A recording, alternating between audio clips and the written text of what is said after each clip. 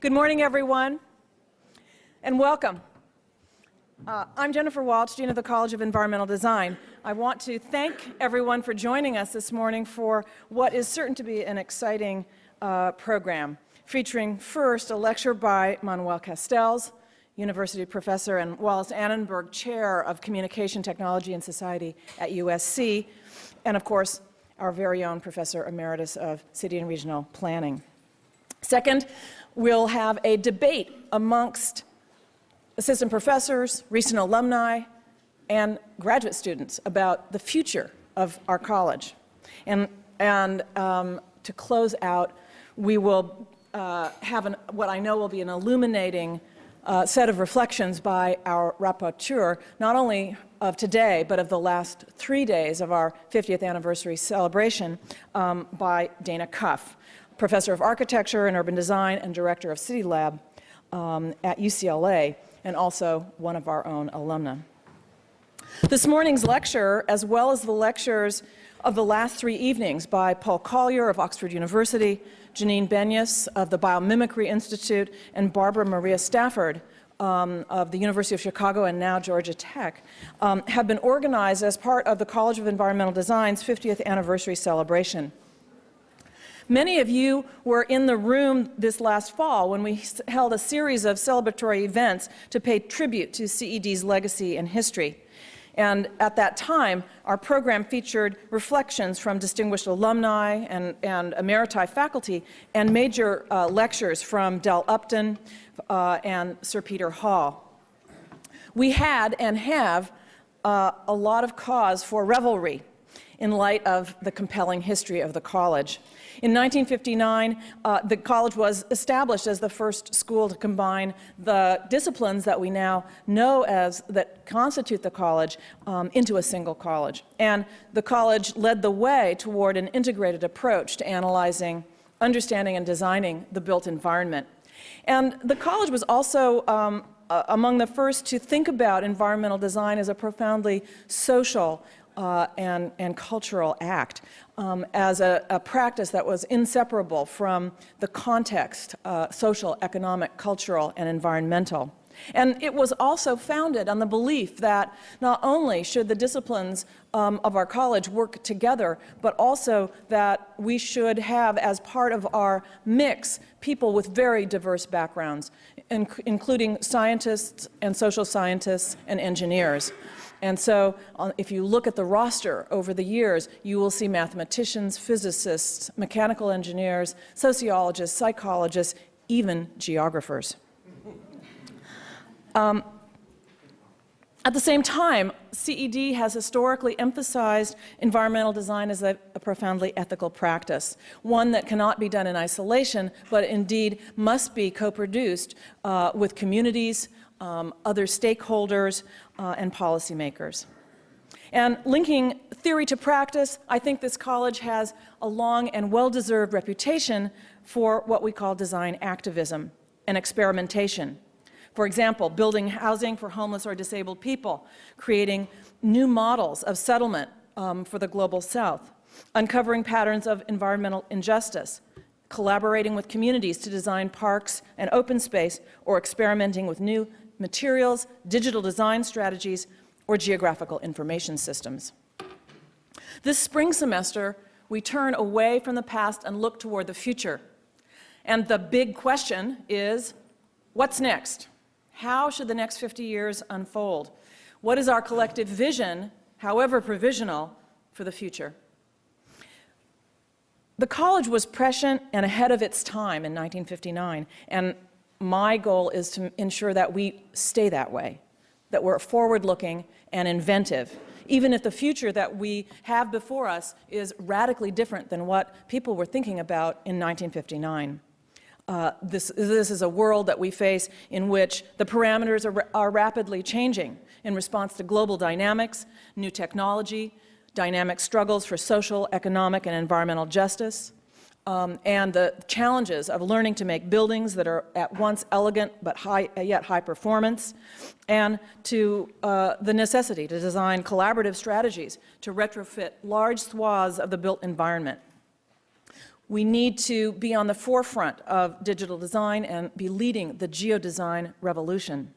And we also need to work in solidarity with grassroots groups in the making of well-loved places, and above all, we need to envision the human settlements of the future, replete with social meaning, ecological value, and possibilities for health and livelihood.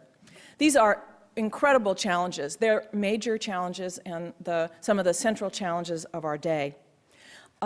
They raise critical questions, such as what should we be teaching the students who come here to the college, to Berkeley, to become planners, architects, landscape architects, urban designers. These are the people who will be planning and designing and building human settlements all the way from individual homes and gardens to the urban public realm to global city regions. What skills do they need as this century unfolds? How will the complex, dynamic, and emerging contexts that are confronting environmental designers shape the demands on us for the education, research, and practice of the future? This semester, as part of our 50th anniversary celebration, which we launched last week, we'll begin to grapple with these challenging questions. And this is a process that will be formative and ongoing. Today, we want to continue to jumpstart our thinking, first by listening to Professor Castells, always a thrilling experience. And I think what he will do today is focus our attention on the various grassroots movements that are self-organizing around the world in response to the economic crisis. We will also listen carefully to those voices of the younger generations as they debate the future of the college and our community, and also tell us about the problematics that ought to be driving our theoretical explorations and the models of practice that might be capable of tackling the challenges ahead. And as I mentioned earlier, we will hear last from our rapporteur, Dana Cuff, who will make sense of it all from her perspective as an alumna and an environmental designer and a scholar. It is my great pleasure to introduce Manuel. Manuel Castells is University Professor and Wallace Annenberg Chair in Communications, Technology, and Society at the University of Southern California in Los Angeles. He is, as well, Research Professor at the Open University of Catalonia in Barcelona. And as I mentioned, and you probably all know, he was for many years a professor here in the Department of City and Regional Planning from 1979 to 2003 before he went to USC. He's also held positions at the University of Paris, the University Autónoma de Madrid, and MIT, as well as visiting positions in 12 countries. And he's lectured in over 300 academic institutions in 46 countries. So he has a big carbon footprint, actually. To say that Manuel is prolific and prodigious does not actually quite capture the situation. He's the author of 22 academic books and editor or co-editor of an additional 21 books, as well as over 100 articles in academic journals. He is widely read. His 1996 to 1998 trilogy, The Information Age, Economy, Society, and Culture, has been reprinted in English 18 times and translated into 21 languages. Between 2001 and 2009, he published one book a year while splitting his time between LA and Barcelona. His latest work is Communication Power, which came out just last year. Not surprisingly, in recognition of his groundbreaking work, he has received the highest awards and honors, including the Guggenheim Fellowship, major awards from the American Sociological Association and the American Political Science Association, and Spain's National Prize of Sociology and Political Science. He's also received 17 honorary doctorates, and he's been knighted for cause of scientific merit by the governments of France, Finland, Chile, Portugal, and Catalonia. Now, Professor Castells is the world's foremost theorist of the power of communication. In his trilogy, Manuel argued that the late 20th century's dramatic structural changes in the relations of production, power, and experience heralded a new society, or information age, with profound implications for individual identity and social relations. One result of these dynamics is the emergence of global centers of capital, power, control, and informational networks, and also the emergence of black holes or informational ghettos of the global south, places of exclusion, cut off from information, innovation, and power over the future. Reviews of this trilogy characterized it as unrivaled in ambition and figure that the work, quote, sets a new standard against which all future meta-accounts of the information age will be measured. Not only did the trilogy trigger a rich and lasting debate, but it also created an entire new industry, jobs, in the Manuel Castell's studies sector. I have to hasten to add that Manuel has not always worked on theories of the network society and communications power. His initial theoretical entanglements were with the city, from the urban question to the city and the grassroots and the informational city. And it's impossible to convey the significance of this work and the intensity of debate and excitement that surrounded the emergence of Manuel's new radical way of thinking about urbanism and urban society, and also his recasting of urban theory through the lens of the information revolution. I set eyes on Manuel in this building in, I think it was, what did we say, 1978? 1978. I was a postdoc hanging around Worcester Hall, and of course I had read The Urban Question and had instantly become a strict Althusserian. Manuel was here to give a lecture prior to his decision to come to Berkeley. It was a warm, dark night. The lecture hall was packed, and people still smoked. And so the room was incredibly murky and smoky, and everybody was, caffeined out to the gills. Manuel began to speak, and he continued to speak very, very fast, very, very Spanish, for more than 2 hours straight. Once in a while, a faculty member would get up and kind of desolatorily say, is it time? No. And he spoke about his urban research. He talked about the urban question, theories of collective consumption, and the wild city. We were all mesmerized. And I think we knew that we were present at a historic moment of paramount significance for our discipline and to this place. Luckily for us, he fell in love with Berkeley, and the rest is history. I'm very honored to introduce my dear friend Manuel.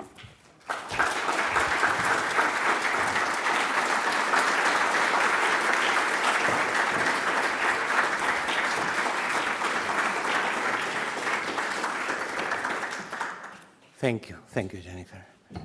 Good morning. I'm really deeply honored to have been asked by my friend of 30 years, Dean Walsh, to speak on the occasion of the celebration of the 50th anniversary of a college in which I have taught for 24 years of the 50-year history. This college has always been at the forefront of thinking and acting on key issues of the built environment and its relationship to the environment at large. And so my lecture will try to focus on the key issues of the moment we are living at this point. We are in the midst of a major structural crisis worldwide. It is a multidimensional crisis, which I contend at its core an urban crisis. It's a global environmental crisis, but that is by and large the consequence of an unsustainable model of metropolitan living. It is a financial crisis that starts from a housing crisis. And it is a social crisis characterized by the unbonding of community and the rise of radical individualism and free-riderism, favored by the decline of public space. And it is a crisis of governance, including local governance, prompted by the widespread distrust in our political institutions worldwide. And so unless we reverse course and gradually introduce different forms of life, that is, of urban life, the life that is the life of the majority of dwellers in this planet, The crisis will deepen, with each dimension feeding into each other. So rather than accepting the current trend and embarking on a sadistic trip of doomsday scenario, I will go briefly over the features of the crisis, and then I will elaborate on possible avenues of a new model of urbanism that could pave the way towards a new way of life. And those who know me know that I don't do this usually. I stick very close to my research findings, to what the evidence we have. I think at this moment in history, we may stick to our research while we all go down fast. So who cares? I don't care too much about losing my reputation as a researcher if 1/10 of these ideas can help a little bit. And you will see they are very unusual ideas. But let's start with the solid part of my lecture, meaning by the way, I'm not going to talk 2 hours. But don't be too happy. I'm going to talk 1 hour, which is what I was told to do. And then we will have, I hope, some time for questions and answers.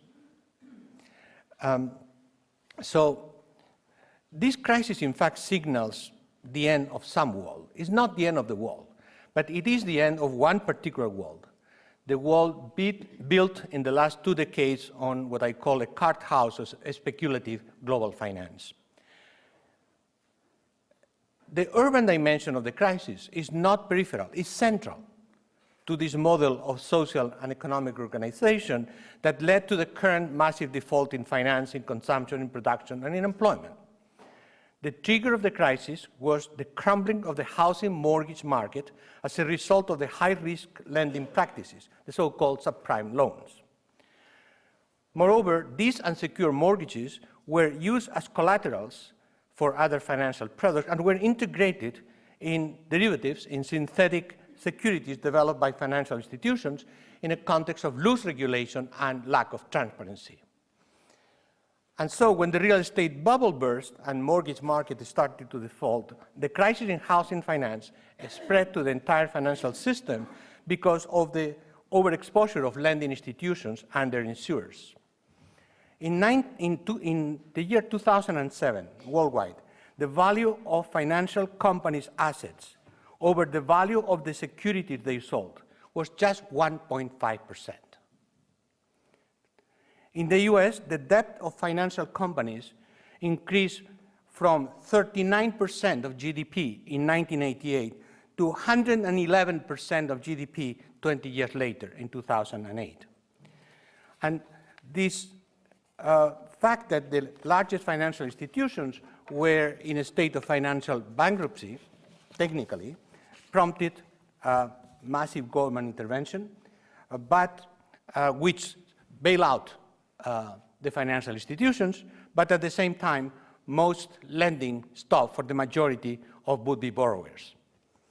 And this is the root of the crisis, because consumer demand has been largely fueled by easy credit without any kind of guarantee.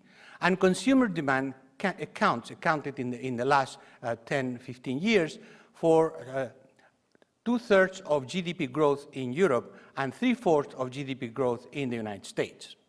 So if we stop easy lending, we stop consumer demand, and we stop the economy, therefore we stop employment, and you know the rest. Current attempts to fix the financial system depend on a fundamental thing, restoring trust, because trust is the foundation of financial markets, both for lenders and for borrowers. But restoring trust requires establishing a new regulatory framework that provides transparency and eliminates high-risk financial practices such as CDSs, CDOs, and other exotic derivatives. It requires bringing under control the hedge funds and the other financial companies that populate the world, what I call the World Wide Web of speculative investment. This is tantamount to say that the era of easy credit has ended. Not all credit, but of credit provided on the basis of the artificial value of obscure securities based on shaky assumptions and unreliable warranties. And securities that used mortgages as collaterals in an inflated real estate market based on the assumption that prices would always go up. These practices and these financial institutions, non-banks, account for the largest share of capital made available for lending in recent years. In the United States, between 1993 and 2008, banks only accounted for 20% of total lending. 80% of lending was the fact of all these financial institutions based on derivative schemes and creation of virtual capital. When the company liabilities were exposed, financial collapse spread from the mortgage market to the entire financial industry and from the United States to the rest of the world. In 2008, the world's total market capitalization fell by more than half. From early 2008 to spring 2009, the crisis wiped out $30 trillion of the value of global shares and $11 trillion from the value of homes, which together amount to about 75% of world GDP was wiped out. Under such conditions, financial institutions, with some notorious exceptions, like Lehman Brothers, were bailed out by governments. And after this, banks and financial institutions focus on what? On cleansing their toxic assets, bringing to some extent their books in order, certainly without giving up on their executives' bonuses, and seeking higher profits by investing in a narrow segment of the economy, as record profits just reported by Goldman Sachs show. Overall, the pool of capital to be lent has shrunk dramatically. And therefore, since I insist credit is the main source of consumption, we are starting for the majority of households in what I call, to some extent, a post-consumption society.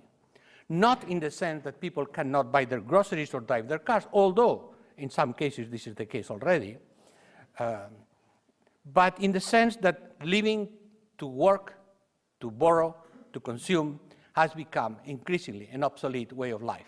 Not because we are all happy hippies, but because we cannot do it. Indeed, recent data show something that the savings rate of Americans has been up sharply for the first time in 3 decades.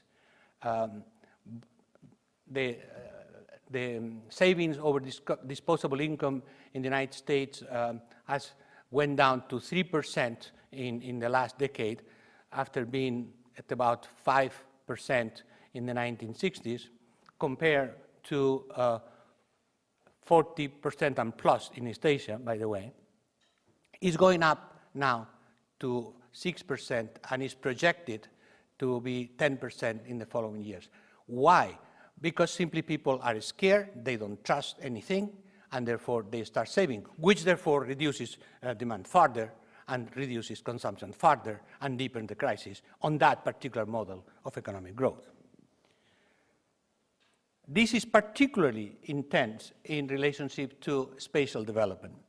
Financial smoke and mirror strategies had been used to prop up everything from consumer confidence to real estate prices to their extreme.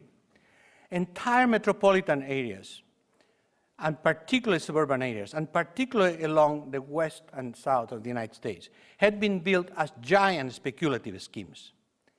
These places never offer anything else other than the promise of profit. Profit for the developers and the banks, first and foremost. Profit for the contractors, the builders, the loan brokers, lenders, real estate agents, and ultimately home buyers and sellers.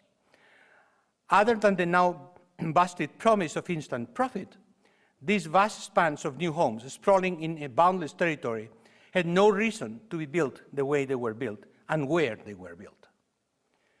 They downgraded the quality of the existing cities, diluted infrastructural resources, and destroyed the environment. Despite the fact that, according to the US Census, there are, at this point in the United States, slightly more single households than nuclear family households, a trend which is, by the way, more pronounced in metropolitan areas, policymakers, politicians, and urban planners, and even geographers have never dared to question the fundamental validity of the single-family residence as the building block of the modern city. Tract developers still sell the 50s idea of the American dream, but most metropolitan Americans are too diverse to really buy into that homogeneous image.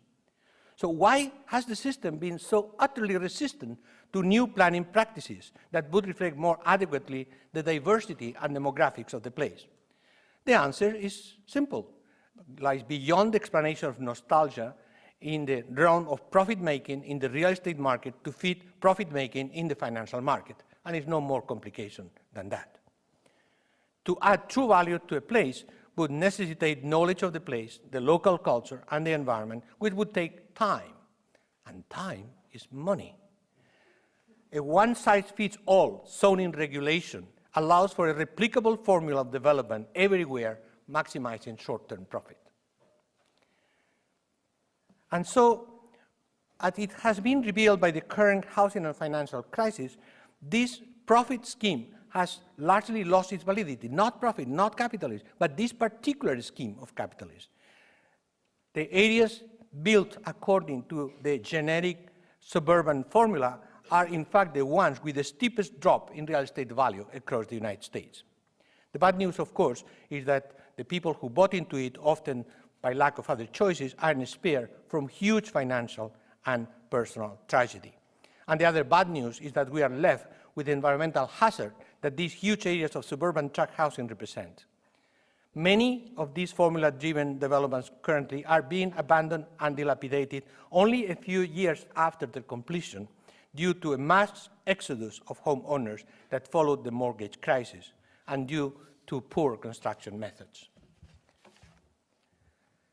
Left to itself, the current model of housing and urban development will lead to the same negative results, destroying family budgets, people's lives, and our environment. And thus, the importance of imagining ways out of the crisis that induce a more sustainable urbanism, financially, spatially, environmentally, and socially.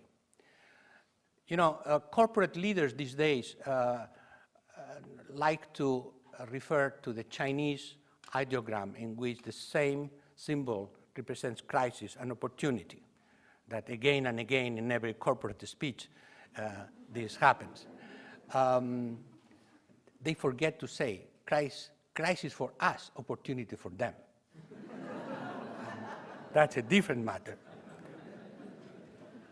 But this is why it is crucial to truly use the crisis as an opportunity to create the spatial foundations for a better, different life.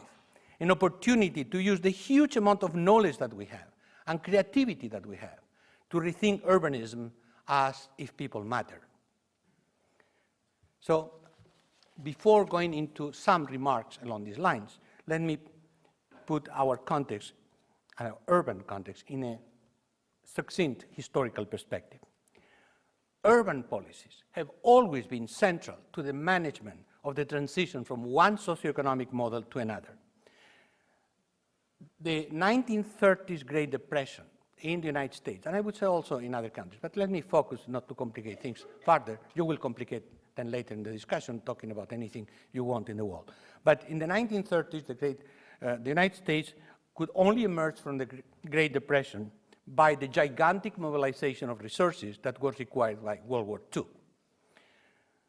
The military industrial machine was the most powerful economic stimulus in the history of this country.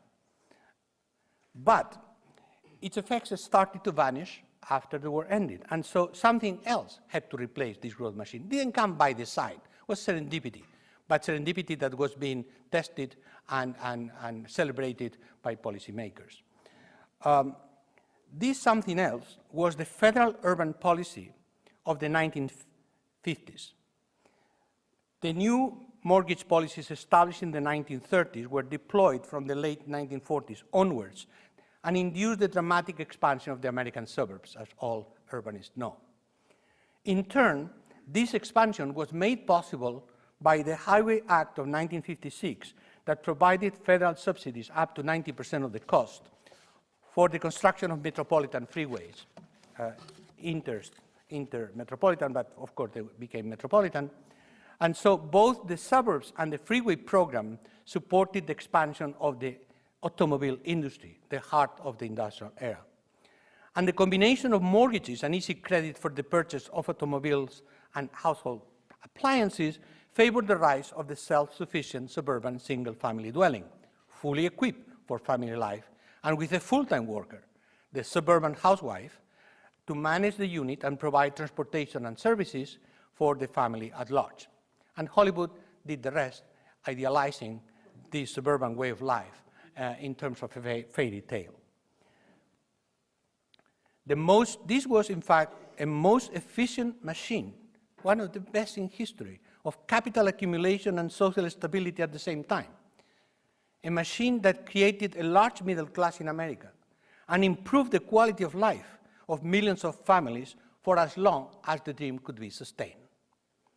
But gradually, the model that even in its original version left out large segments of the American population, particularly ethnic minorities, gradually this model evolved toward its demise. Starting, by the way, with the disappearance of the full-time suburban housewife that became a salaried worker and who gradually rebelled against its subordinate condition in an isolated household. So both the cultural transformation and the economic contradictions that emerged from that model started to undo the model itself. Indeed, the so-called Keynesian model of economic growth that was associated to this expansion, engineered by government spending, came to a halt in the economic crisis of the 1970s and was replaced by the recapitalization of capitalism launched in the 1980s by globalization, deregulation, and liberalization of production, trade, and finance in the US and in the world. In the US, the government aimed at liberalizing and stimulating the financial market by banking on home equity. In 1982, properties of the US households were worth 106% of the GDP, and their debts amounted to only half of it. Then lending was deregulated by the Monetary Control Act of 1980 and the Gump-Saint-Germain Act of 1982. It became then possible for households to borrow on the value of their homes, and they did it eagerly, counting on the supposedly endless rise of value of property and stocks, and therefore placing themselves in unsustainable levels of debt. 1960 savings rate for the US households over disposable income was, in 1960, a meager 8%. I say meager 8% in the world context. In East Asia was over 40%, and in Western Europe about 25%. But this saving rate went down by 2007 to 2.7%. The American households financed their consumption with home equity. When the value of their homes plummeted, their only possession was a pile of debt. In 1998, their debt was 3% of disposable income. Only 3% in 1998, 2 years ago. In 2008, the debt over disposable income became 130%. So in 20 years, we went from 3% to 130% over disposable income. As a result, you can imagine, prime mortgage delinquencies soared, and in percentage of loans increased from 2.5% in 1998 to 118% in 2008.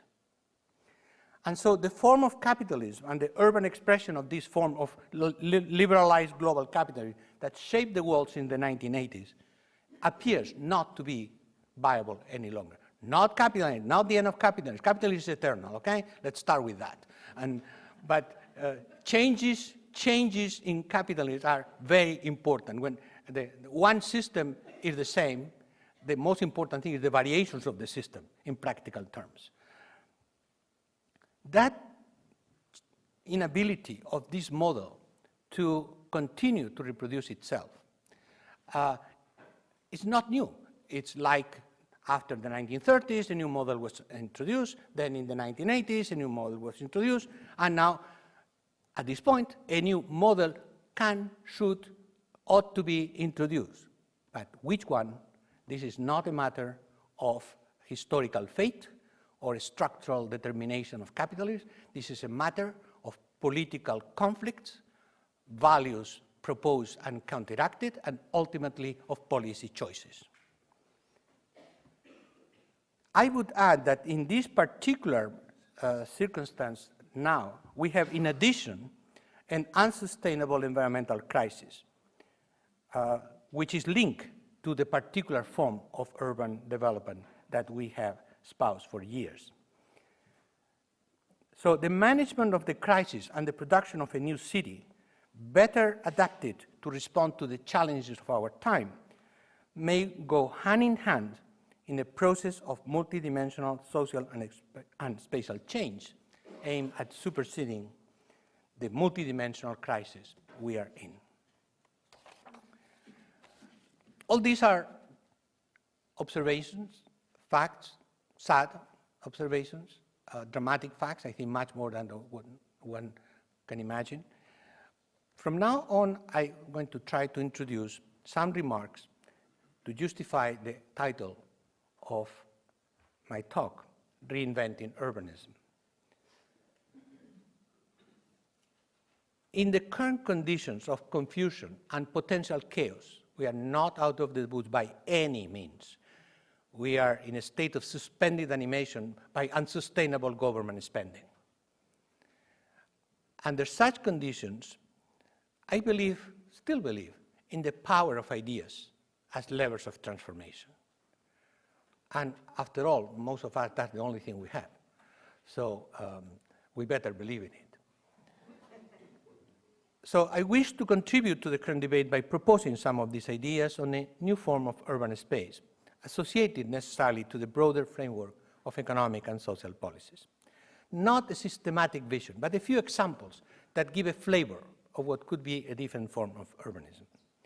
I must immediately say that this kind of elaboration is the result of work that I have been doing for the past year with a collaborator in Los Angeles, Laura Berhalter, architect and environmental designer, who would have been here, but she cannot because she just had a baby. So, so to say this is to say these are our ideas and not just simply my ideas. And particularly, I will show some of the slides on the drawings, and that definitely hurt because I have changed since I left Berkeley, but I still don't draw. Okay, so any drawings are from Laura. But these, you will see, sound like utopias, but they are not. They are ideas in practice. We contend that they are technically and economically sustainable and feasible. The problem is, and that's a fundamental one, how the political and ideological context will make possible to dare to think and act otherwise. Let's start with a very little technical thing, which many of you know. I will go, if you wish, I will first try to talk quickly about land use zoning. Then I will have some remarks on housing. Then I will have some remarks on the problems, the issues of sharing space and sharing life. I will focus on urban farming, and I will deal more in length with the environmental sustainable urban mobility approach to finish with public space and the relationship between public space and the meaning of the city. First of all, to actually be able to act on space, we have to free space from bureaucracies. We have to free people from bureaucracy. And that concretely means to completely change zoning laws Zoning, with its restrictions on land use, is a iron cage for any transformation of a space and for any kind of creative planning or creative living. It's not that we have to get rid of any controls on the uses of a space, but the idea is to change zoning laws, and turn it into performance guidelines, which is a different thing. So the idea is that every area should have, large or small, should be built and developed under certain performance guidelines, which at least should include the following criteria: ecological performance, social quality to the local community, economic performance, and aesthetic and artistic value. But this is different of saying everything has to be following this master plan that decides that here is only housing of such size, here is only manufacturing, here is only services, which is belied by the entire history of urban transformation. By replacing zoning laws with performance guidelines, we would single-handedly address so many of our current urban problems. We could transform monotonous suburban landscape based on this zoning into vibrant communities by turning every community into mixed use, not from a top-down master plan approach of apartment living above a mall, but in a spontaneous, diverse, and grassroots initiative. The fact that one can now open a business anywhere as long as the performance criteria are respected means the beginning of a new chapter of community entrepreneurialism, creating local economies based on real added values. This gradual transformation would gradually tailor itself to each and every community and give places its unique identities, rather than the master plan or zone one-size-fits-all solutions that currently make up our urban fabric. In fact, it would not longer exempt factories and polluting industries to be exempt from performance standards. In other words, performance standards had to be met also by manufacturing, rather than forbidding to pollute in one neighborhood and letting to pollute in another neighborhood, which ultimately, in terms of the environmental sustainability, is the same. But with performance standards gradually implemented, of course, manufacturing jobs could be placed in what once was a purely residential neighborhood, as well as retail, offices, restaurants. So, and there would be no longer those neighborhoods stigma for the dirty industrial places, because they would be mixed into the urban fabric. More anti-bureaucratic measures.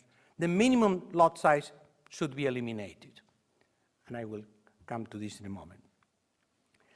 The legal process to subdivide and join land should be freed from its current red tape procedures so that people can play around with the space, again, under the performance criteria of sustainability. On-site parking requirements should be eliminated and made voluntarily. Currently, of course you know, in US metropolitan areas, every single family home must provide a garage for at least 2 cars, which therefore, this transforms all the suburbs in these monotonous rows of garages, which in addition, they're not used for the cars. So rather than imposing the notion of everybody with a garage, the idea is to provide parking structures free for the homeowners, if you wish, in the vicinity of the neighborhood.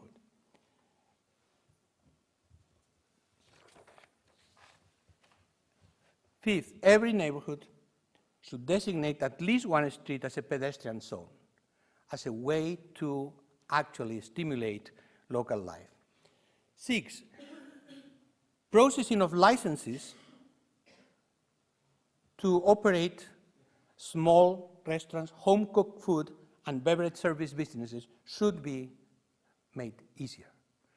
so that people could start having cooking services from the neighbors in the neighborhood, which all this, by the way, the immigrant communities do it by themselves, permit or not permit.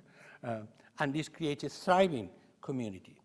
The business themselves would have to comply with the performance standards, of course, but it would favor places serving healthy, locally grown food and economically disadvantaged businesses that use lots of takeout packaging, highly processed food. In other words, ecological performance and economic local viability goes hand in hand. And this would also help to create a whole new entrepreneurial class of small-scale food businesses, giving people of all backgrounds economic opportunities. And it would also create access for citizens to convenient, healthy, home-cooked food choices within walking distance from their houses and work.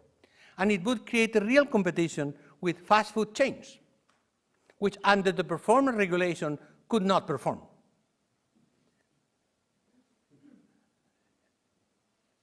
So, since zoning laws had been replaced with performance standards, then small businesses, small home-cooked food businesses, small cafes could start being located anywhere, thus creating lively neighborhoods and social places for exchange and to meet neighbors. And therefore could be outdoor areas in good weather, of course, and protected indoor areas, but also in the neighborhood in other places. First slide, please. So this is a representation of something that does exist in the Los Angeles area.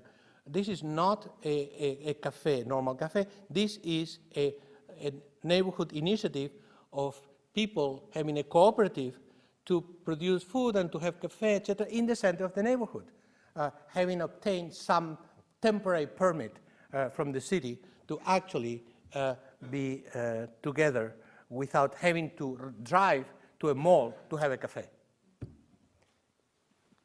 Take it out, please. Thank you. So, second layer of remarks on housing. The basic contradiction in our cities is what is the foundation of people's lives, that is their home, is also the source of business profit for the real estate industry and the primary form of accumulating assets for people themselves. Both. So the assumption is that it's okay because the market satisfies the housing needs for the large majority of the population, so in fact, everything goes well. I have a home, the real estate industry and construction industry makes a profit, and then and I also accumulate, and then that's the basis of my home equity on which I can borrow, etc. Well, this is the model that has collapsed. Because in fact, it's not true that the market satisfies the housing need for the majority of the population. The housing market has always, everywhere, been heavily subsidized. And of course in the United States as well. It is subsidized by the federally backed housing mortgage system, which therefore is also a transfer of wealth from the income taxes of everybody to, for a long time, to the housing for the homeowners. So the homeowners had been subsidized by the rest of the population. But moreover, the important thing is that the housing by itself could not provide, the market by itself could not provide housing. It's the government that in direct or indirect ways has provided the housing. Now, the fact that this government subsidy it's became within the previous system increasingly unable to provide housing has led to the current affordability crisis of housing. When the process reverses, when the process of government subsidizing and then the real estate and the mortgage industry provide housing, and then people on the base of their housing borrow and everybody is happy, when this system is halted, the process reverses, and then is the current case of massive foreclosures, housing prices plummet, and people's assets dwindle while unemployment grows and wages decline. And so there is little hope that without major changes in housing policy and urban forms, the system, as we have known in the last 20, 25 years, could be restored. Now, the government is bailing out banks in the hope that they will restart lending and the mortgage market may function again.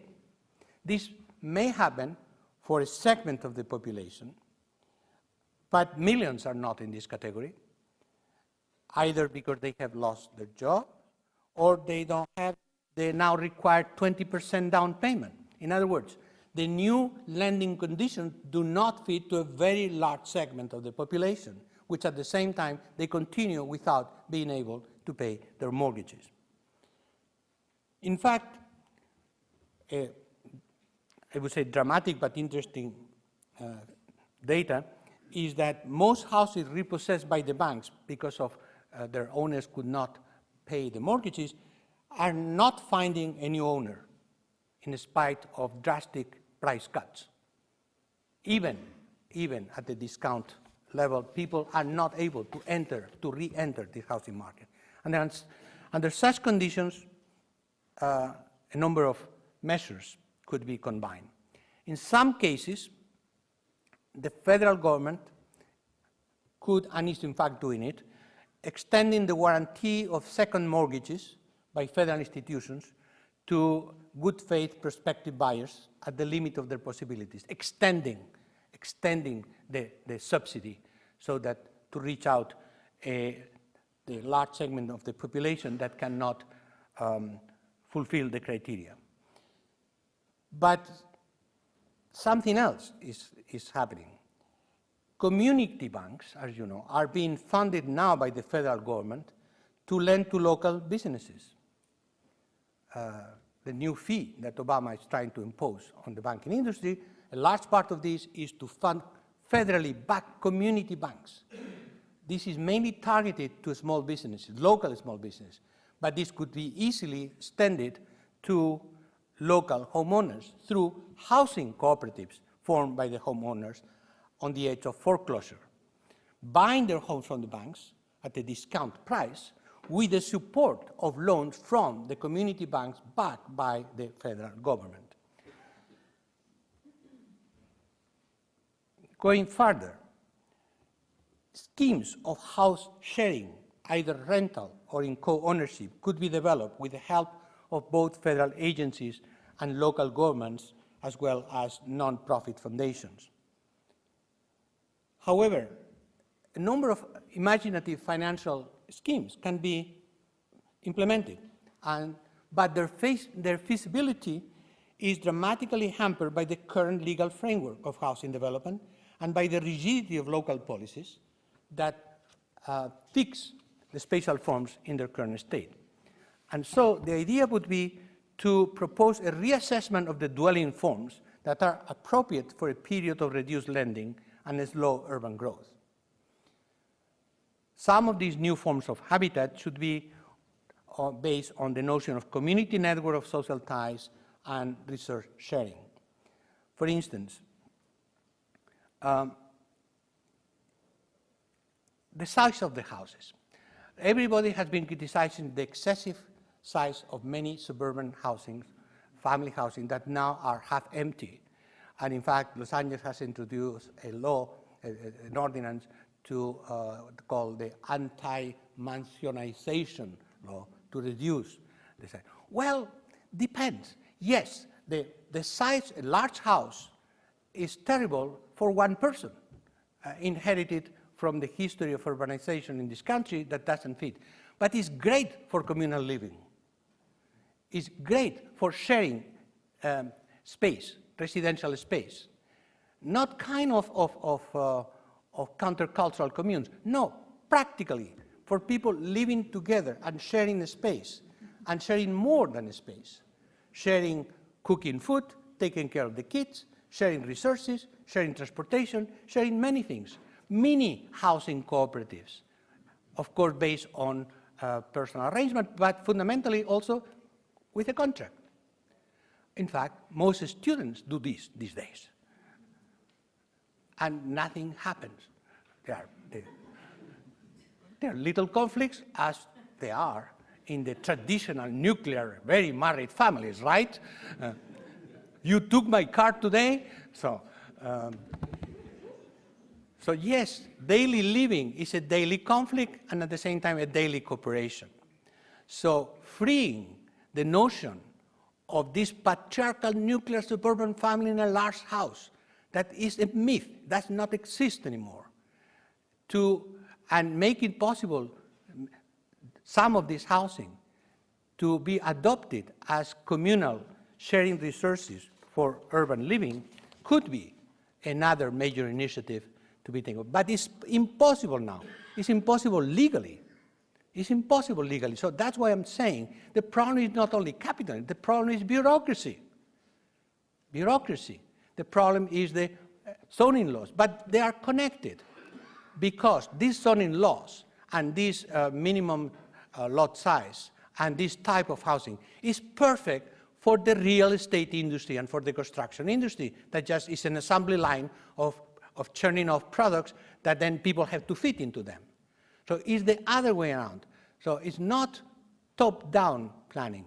It's opening up the possibilities for people to experiment, both in terms of the living forms and in terms of their creation of inventive financial schemes with the support of community banks supported by the federal government on the basis of a number of restrictions. And so space sharing is also sharing other resources, services, food, clothes, transportation, energy, as well as emotional matters, sharing emotions, which is also a fundamental dimension of urban life. So I think the idea of possible forms of urban resource sharing as the basis for new forms of urban living could be a new type of urban planning. And of course, the web-based social spaces are good tools for spreading information, debating issues, and therefore a connection between sharing a space and sharing social space in the web, and not only information, but experiences, support, etc. This connection, it actually would fit better in our society than fragmenting in suburban tracts the social life. Among other things, fragmented space strengthens, reinforces the tendencies to a fragmented social structure, which is one of the critical issues that we are living today. In other words, the large nuclear family of the 1950s and 60s gave rise to dwelling units with an oversupply of space. The sharing of this space in the conditions of today may provide a partial answer to the housing crisis on the condition that it goes hand in hand with a cultural transformation, learning to live together. More forms of what I call urban self-reliance. Shopping malls are in a tremendous crisis. Just go into the business press. Shopping malls are collapsing throughout America. But they are huge structures. Half of them are empty. People are not using it. Business Week had an article, all this devalued commercial space, what we are going to do with that? Well, let's convert them. You know, it's possible to convert shopping malls into a variety of uses for such a space. Part could be housing, part could be transformed into a smaller size commercial space. Instead of gigantic parking that people cannot use because they don't go there, a number of community services, parks, and of course also growing food, urban farming. Urban farming is one of the forms that all over the world is exploding. Well, in the developing world has always been the way, right? I mean, people always were growing their food near their house or their shack to supplement their income. But now urban farming, growing food not to be a she ecologist, but to eat it, to actually eat it, and know what you are eating, and also be able to live healthier life, have healthier food, and knowing for sure that it's organic, unless you put something. So urban farming is exploding all over the world. But urban farming needs a space. And part of the space depends on rezoning, on changing the zoning ordinances, and depends on finding actually the space all over the metropolitan area. And in that sense, many of the disaffected, semi-disaffected shopping malls are part of it. Sounds very utopian. I will end later on with the practicality of this matter, because there are much worse things coming. In fact, people, without asking any permission, are already using their own front and backyards to grow vegetables rather than tending their immaculate lawn. No immaculate lawns anymore, orchards. And people are doing it with no permit. There is a broader notion of reusing, creative reuse of a space. Corporate buildings at this point, of the real estate corporations and of the financial corporations, corporate buildings have huge vacancy rates. For instance, in Los Angeles, a significant part of Bunker Hill buildings are not used. But what to do with that? Well, a year ago, we were, I think, with Jennifer and Michael and other people in Red Cat in Los Angeles in a debate on the urban future of downtown. Ed Soja was there, and we proposed with Ed the notion of that was the peak of the crisis in January. The notion of for the federal government to, as a condition to bail out all these corporate finance and real estate companies, to obtain the use or the management of these half-empty buildings and to convert them into small businesses, service-producing small businesses, and also, in some extent, subsidized housing, rather than build extremely expensive housing in downtown Los Angeles, which they want to do, and they want to do low-income housing, but at a terrible cost. The buildings are there; they're not being used. Actually, one of the top persons in the city of Los Angeles was there, a great woman, and she said, that's a good idea. We wouldn't be against. Of course, she was sacked last week by the mayor, but you know that correlation is not causality, so I don't say that's what happened. But it's not like people found it relatively coherent and a good idea. Space is not used. Government is actually owning or subsidizing massively these corporations, so they should give something in exchange. So the broader notion is the reuse, the creative reuse of existing built space. But we know that both the environmental crisis and much of the urban living in America and in the world is dominated by the crisis of our model of urban mobility, largely based in the American cities, in the massive use of the automobile. The automobile is the epitome of all the problems we are having in the metropolitan crisis. And what dominates the city is the use of the automobile as the fundamental mean of transportation. I know that the automobile also can be very useful for people's lives. You can always rely on your Toyotas, so it's really not a problem. But this is the critical matter. So urban mobility is crucial, because without that, cities don't function, people don't work, etc.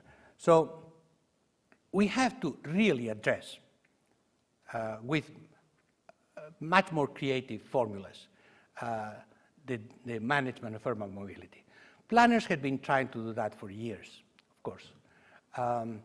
And the fundamental notion there has been the connection between land use and transportation, trying to organize the flows rather than finding means of transportation to solve the flows. But this is not enough, because there's some basic things in terms of the automobile model, automobile center model, are blocking the possibilities. So, by the way, I recommend you a book by a British urban sociologist, John Arry, just published, After the Car, which is very interesting, showing concretely all the possibilities after the car. Well, the cars are going to be there, different cars, but are going to be there, but not the only thing, not the only or the main alternative. So the fundamental thing here is to have a multimodal system and a multi-approach to transportation and mobility.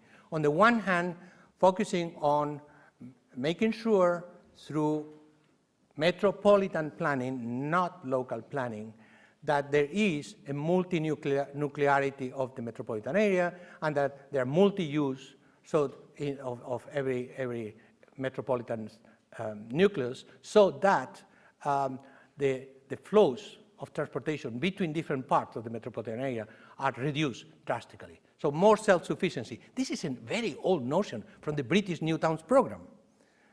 To have relatively multifunctional, multi-uses communities everywhere that therefore would reduce the overall metropolitan transportation. We know why the system failed in that sense and became mainly commuter residential areas, but that was linked to the overall industrial policy and to the inability of a government to follow up the original orientations of the Abercrombie plan, which was really laying out a different metropolitan model that became increasingly close to the American suburbs, rather than, not entirely, but closer than to the original idea of the new towns.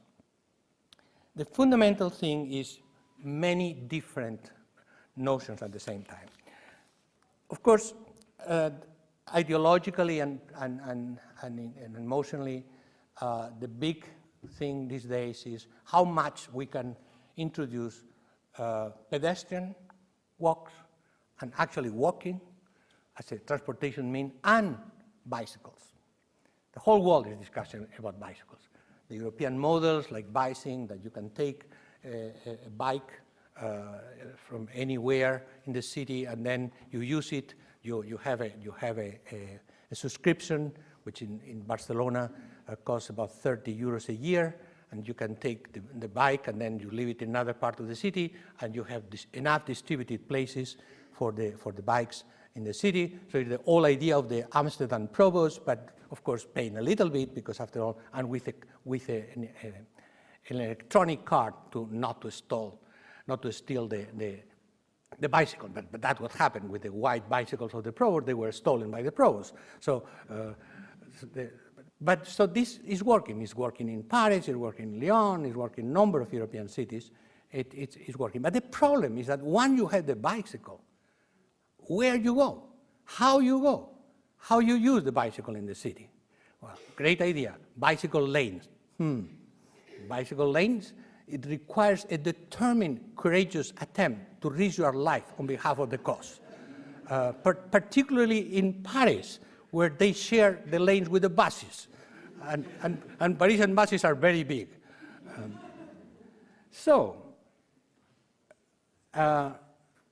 My colleague, Laura Berhalter, came up with a solution. Let's have bicycle freeways at two levels.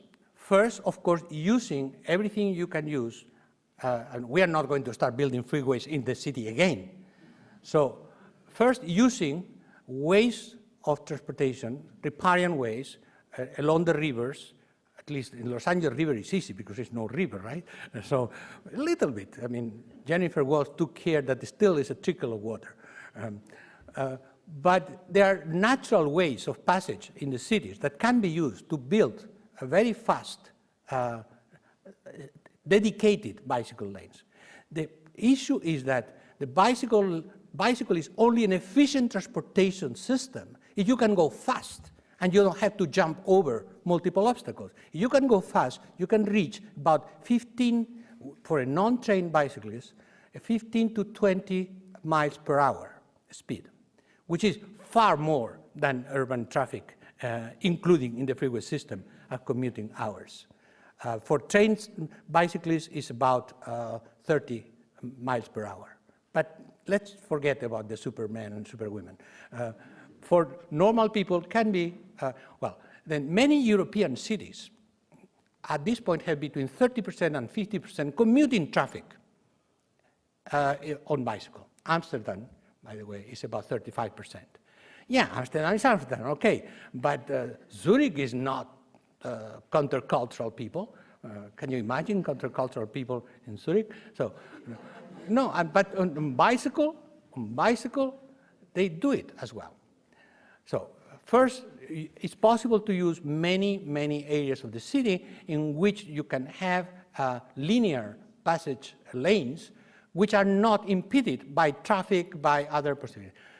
And then, in many of thinking now on American cities, the notion is to really be competitive and alternative to the predominant mode of transportation, the automobile, without the automobile being eliminated. That, no way.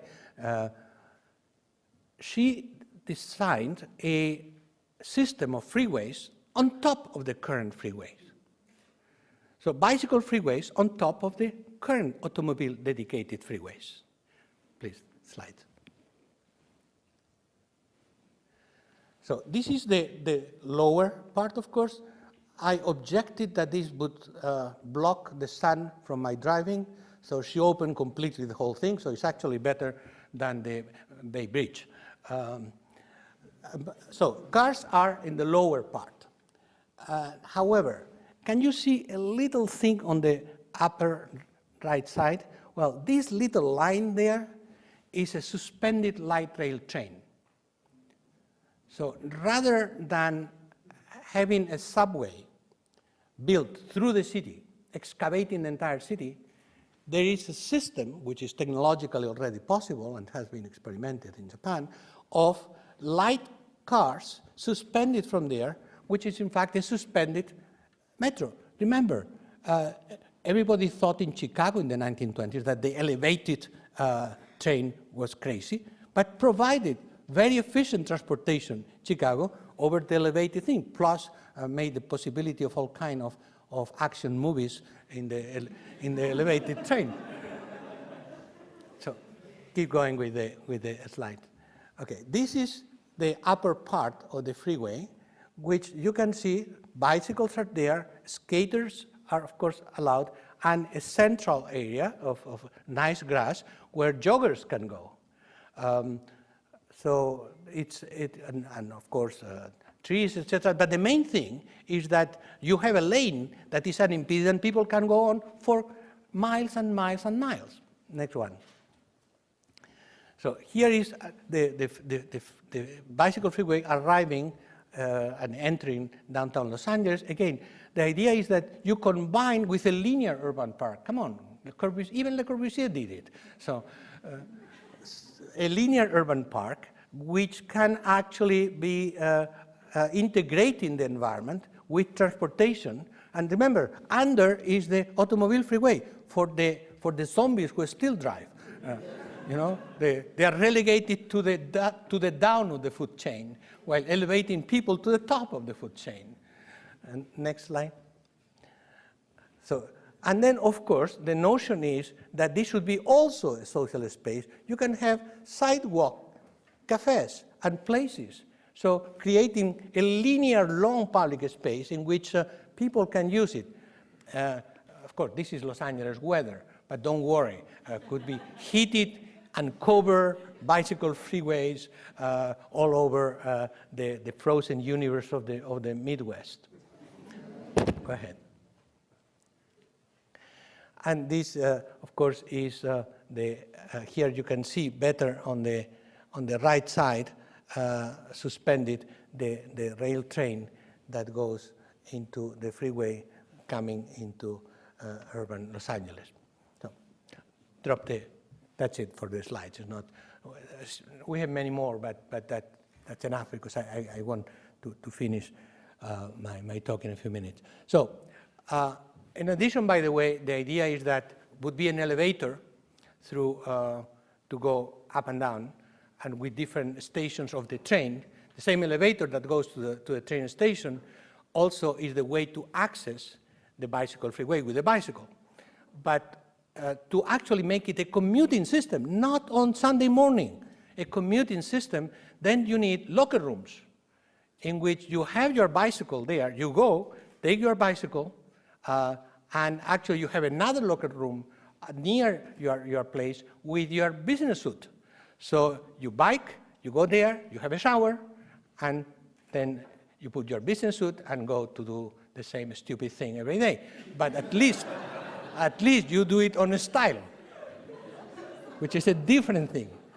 Studies show, comparing the emotional satisfaction from different transportation means, the worst is mass transit.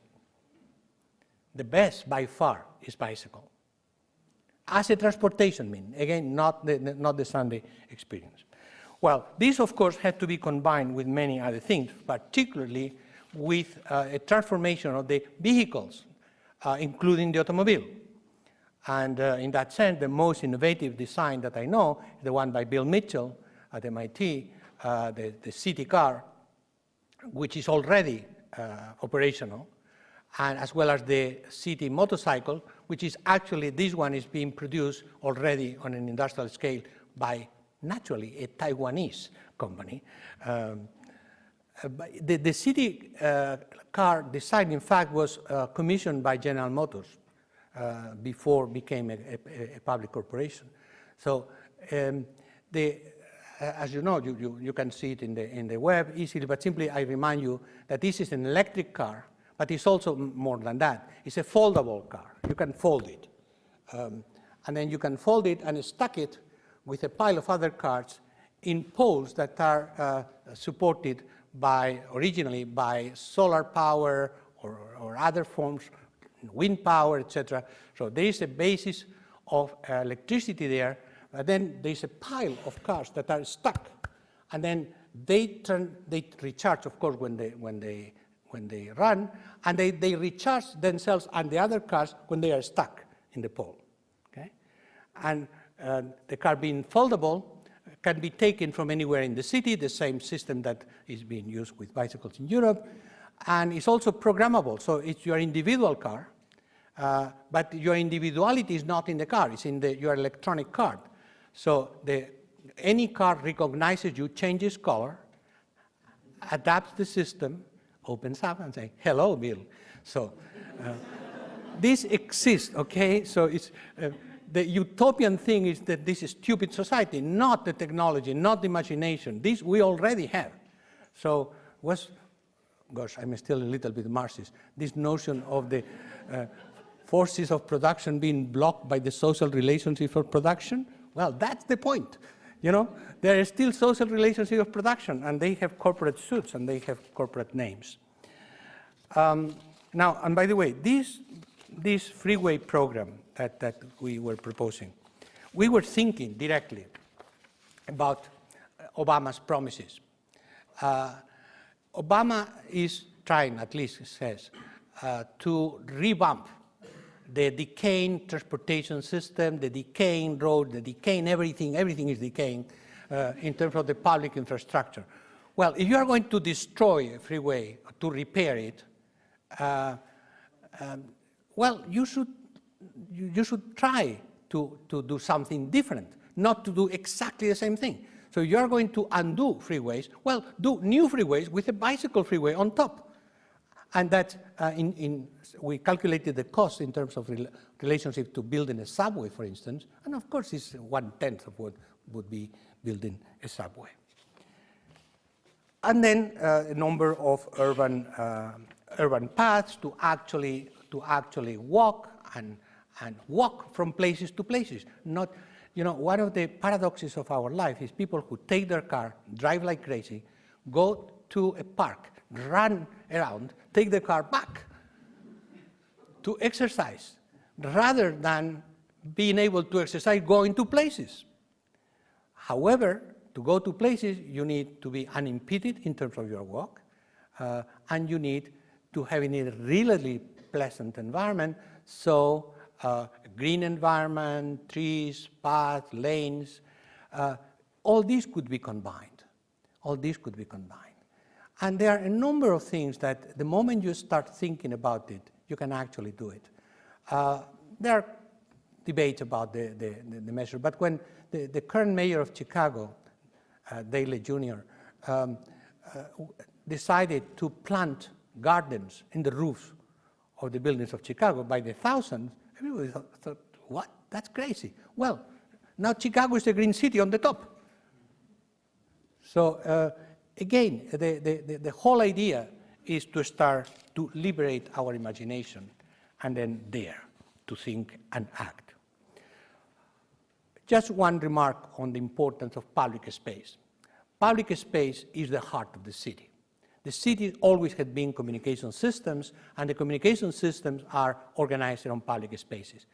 The way we had been dealing with public spaces for a long, long time is the contrary of what the public space notion is.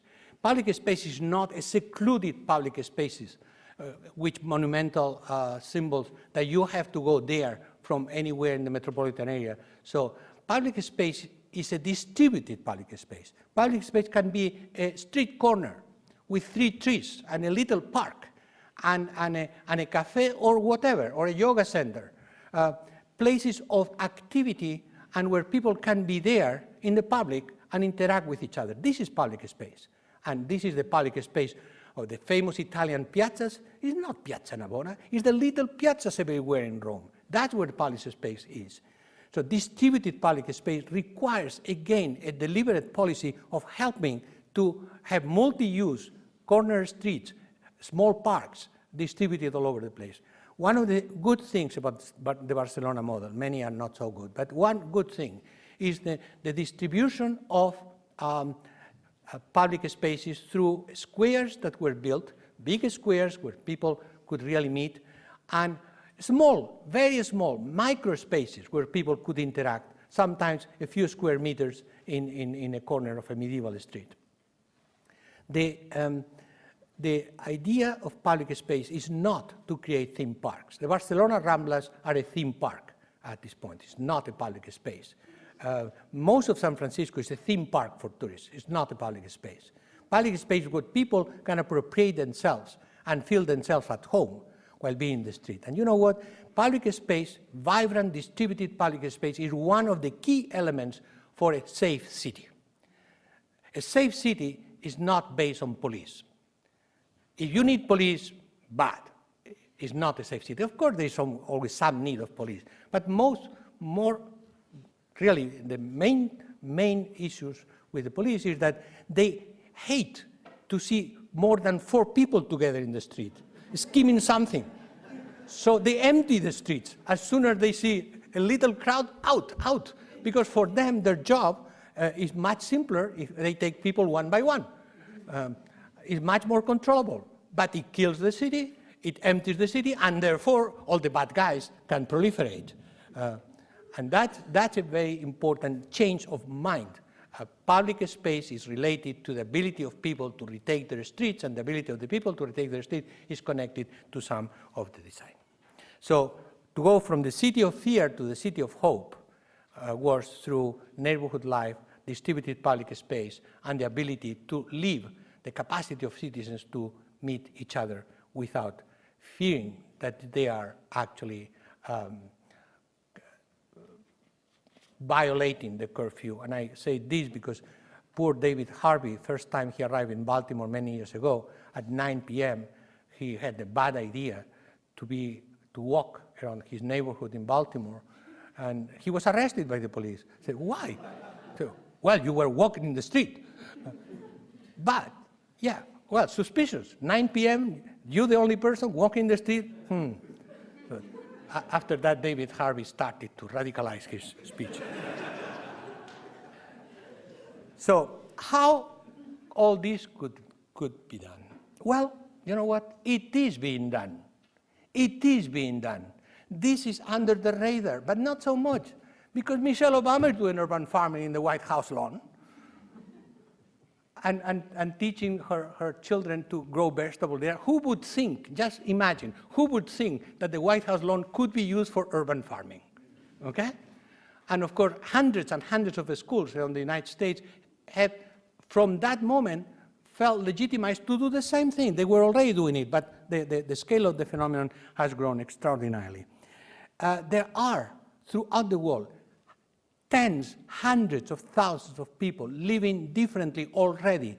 There has been a total transformation of doing alternative politics in the world, from trying to mobilize to seize power, to try to live differently already now. Because the moment you seize power, to seize power, you have to become a bureaucrat. And if you really reach power, you then are the ultimate bureaucrat. So people are not delegating anymore. They are doing it themselves. You want just a quick thing? Check on the website of the Young Foundation in Britain.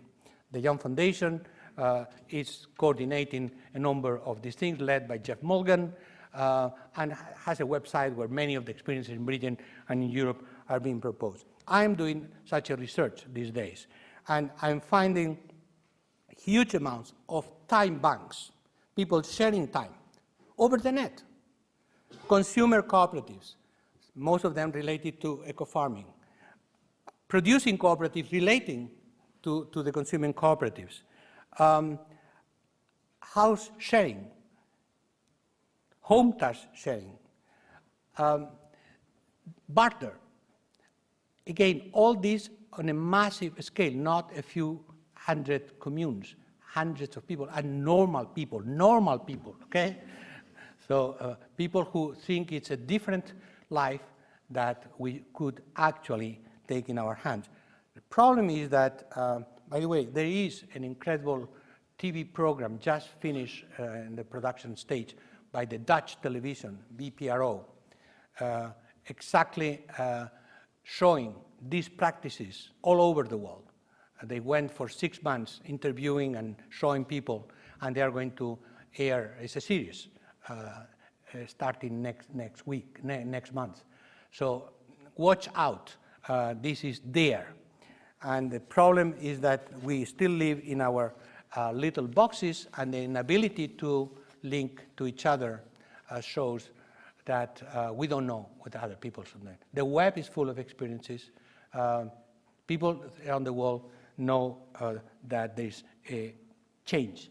Not because suddenly we have a counterculture spreading, because in the cracks of the system that cannot perform, alternative forms of solving problems may develop. So it's a connection between a vanguard of usually young people refusing to live the same kind of stupid lives than their parents, as we did in our time, with the needs to live differently because we cannot afford to live as we were living. So it's a connection, again, between an intellectual, cultural, advanced group of people with many people who do urban farming to eat, and many people who share time in time banks because that's the only way they can take care of the children, and so on and so on.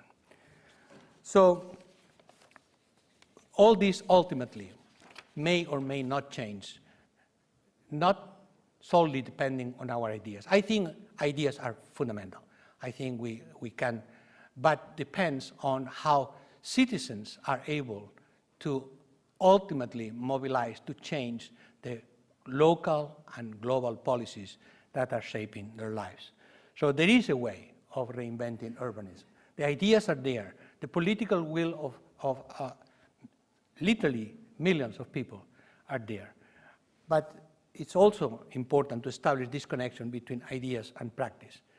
And in that sense, this college, it has been, and I hope will be, very important. The college can contribute to reinvent urbanism. This is the college of Catherine Bauer. This is the college of Jack Kent. This is the college of Roger Montgomery. This is the college that has been at the forefront of rethinking the ways we live in cities and beyond for generations. And there is a new generation. my colleague and former student Malo Hudson is one of the young faculty who is taking the charge, and I hope you do, of changing the college toward the new challenges that we have down the line. I think you can do it. In connecting my two life experiences, in the age of the most blighted area of downtown Los Angeles, one of the worst places, there is a warehouse in which a number of people very courageously are trying to develop urban experimentation. It's called the Farm Lab, and has a banner on its top. The banner says, "Another city is possible." I do think it is possible, and I also think that you, the Berkeley College of Environmental Design, can help to make it possible. Thank you for your attention.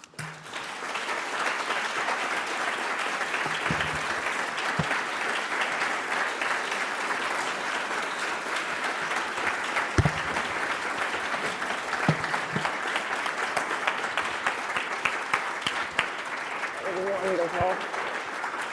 A little bit too long, but. Well, we lost 15 minutes compared to 1979. What's that?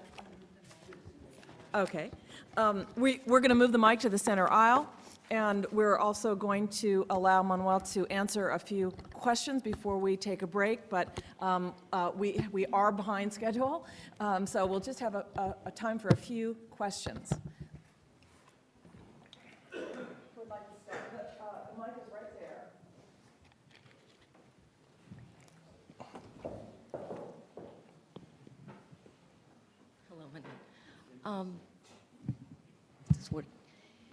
Thank you very much for those insights in terms of what can be done. And as you mentioned, it is happening already at a very small scale.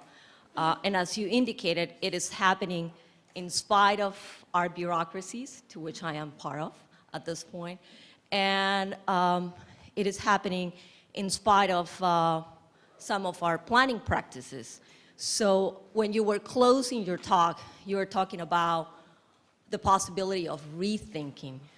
Can you elaborate on that? If we are to rethink some of our bureaucracies or dismantle part of our bureaucracies, what will be some of the thoughts, what will be some of the training that we will want to introduce in our schools in order to be able to enact some of the pieces that you have mentioned, connecting people with forms, creating public spaces, dismantling zoning, some of those tasks that could be quite challenging in our current society?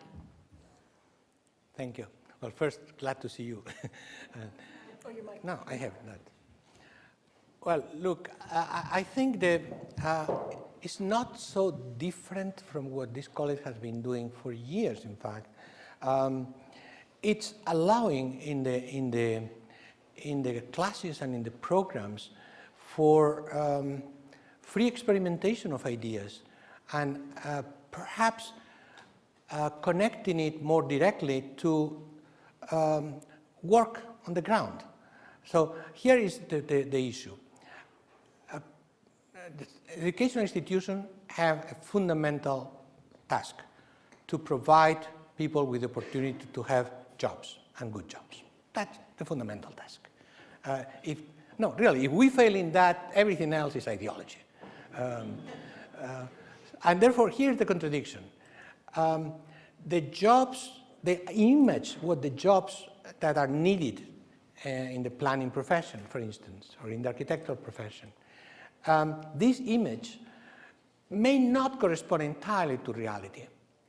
So it's a possibility that, in fact, being more innovative, being able to imagine other solutions that simply do, let's say, zoning ordinances, is actually a better tool in the job market. So it's not even that we have to resist adapting people to the job market. It's that we have a perception of the job market that often is obsolete. The job market these days in planning and architecture is much more emphasizing innovation than reproduction of what they do. Because what they do, they already know how to do it. What they don't know how to do is the new things. So my point simply would be emphasizing experimentation and emphasizing the connection to the real world, but not just to the real world of design firms and local planning bureaucracies. The real world out there in the neighborhoods, in the housing cooperatives, in the urban farming networks, that real world is a source of ideas and experimentation for the new city. So connecting more to society while strengthening the capacity to think and imagine. Okay. I'm going to preface the comment by saying, well, I put on my rain gear to come here by bicycle. And this is typical that I'm in an urban center, so I can bike to places where most of the rest of the people there have come from a far distance by automobile. And so there's another solution. Volkswagen put on a conference here last spring about robotic automobiles. And there's a general understanding that 21st century technology will give us the capability of having carbon neutral, electrified, very fast, lightweight vehicles that allow us many times the speed door to door when going between distant urban centers. And so I think that one needs to look at this and say, well, bicycles are nice when you are actually in one of these urban centers and don't need the high speed of between the urban centers. Absolutely. Absolutely. Well, actually, that's what I tried to mention, that I insisted on the bicycle freeway thing because it's kind of the more groundbreaking idea. But I mentioned also that Bill Mitchell's city car prototype is exactly what you said. It's electric, it's everything, but it's more than that. It can actually be a totally revolutionary instrument of using transportation, and it goes quite fast, actually. Certainly, it's no problem to use it in the metropolitan area. So in that sense, there is a combination of land use zoning alternatives using bicycle, roller skates, and pedestrian walk, but at the same time as well, a total revolution in the car industry. And they can do it. They actually can do it. Why they wouldn't do it? Because they want to resist until the last minute to sell all this stuff that they already have. They have to amortize that, but they can do it. And one of my problems, actually, with some of the policies now in the government is that they could have put much more pressure on GM to change the production line. Damn it, we own it. I mean, you and I, 60% of GM is federal government, and 20% is pension funds from the unions. We own it, the largest American automobile company. So yes, it's modifying the fuel emissions, but come on, they could start mass producing electric cars and so on and so on. So you're absolutely right, I agree with you. Mike. Quick, please make the questions. Okay, thank you, Emmanuel. That was very inspiring, like it always is. And as you know, I'm from the flat city of Amsterdam, where those bikes are, and I've been living in Berkeley to think of something different. And I'm taking the liberty here to launch a new word. So it's not so much a question, but I'd love your response on it. It's something I've been working on now for a year. It's coming out in 3 months. It's a sustainist manifesto. It's a culture manifesto on the new era we're already in. And it never had a word, but I believe you believe in the power of ideas. We need also words to mobilize these things that are already being mobilized. We have to give them a name. The new word is terribly obvious. It's called sustainism. Is what? Sustainism. After modernism, we don't get postmodernism, we get sustainism. That's where we are now. And it's a combination of sustainability, network, digital, local, all the things you talked about. And we need these big concepts. Well, of course, we need, it comes for the first time, unlike modernism, out of the grassroots movement. It's like the 2 million non-profits that Paul Hawken talks about. That's Absolutely. Tens of millions of people all over the world. Absolutely. But we need a new word. And after modernism become sustainism. And I thought, this is the first time I say this publicly anywhere. I thought it was appropriate at this college, and here my old friend Manuel here, being in Berkeley and from Amsterdam, I thought I have to say it now. Thank you. Thank you. You're absolutely right. I concur with your idea. I would add simply that sustainability, we have to make sure we understand by that, the planet is sustainable. We are not. That's a different thing, The planet would be very happy without us, no problem. It's our livability in the planet that is not sustainable if we continue to do what we do. Hi, thank you so much for speaking. I was wondering if you could talk a little bit about the future of urbanism beyond the American city and suburb. I realize that's sort of a big topic, but there's increasing wealth and disparity in international cities, particularly in the global south, and increasing fortress spaces and slum spaces. And I was wondering if you could sort of extend your talk a little bit to what urbanism might look like there and what the possibilities are in other cities. That's easy. I will take another hour and I will... No, well, just one thing. I decided to be a little bit parochial, meaning this small country, the United States, but I didn't talk about the most important thing that people talk in the world now, China. Wow, China. So anyway, but you're absolutely right. The urban reality in our world is fundamentally a non-American and non-European reality. Remember that at this point, we are 52% urban population in the world. We are in the largest wave of urbanization. In about 15 years from now, we'll be 2/3, and by 2050, it will be 3/4 of the planet's population. And of this, all the growth is, of course, in the so-called developing countries, which now have developed so much in many cases that they're leading the way. Just one remark on that. We were not sustainable in our mode of urban development. We were not.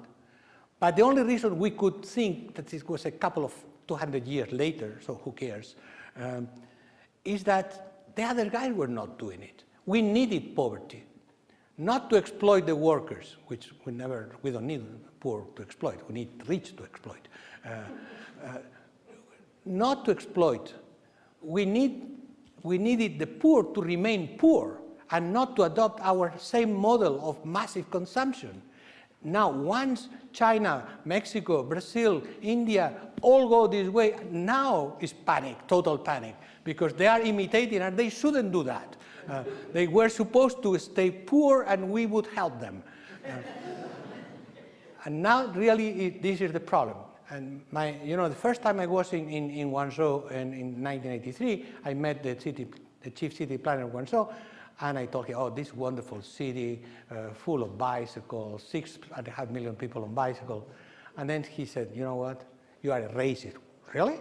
Yeah, you are a racist because you think that because we are Chinese, we love to bicycle up and down in the rain, in the heat, etc., etc. So you know what we are going to do? We are going to melt all our bicycles and build cars like you.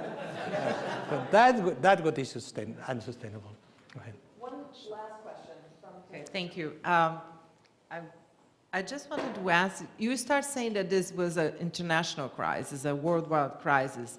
And basically, I think that the crisis of urbanism that you present is just an American crisis of urbanism, because what you're proposing in a way is a kind of third order organization, how do you say that?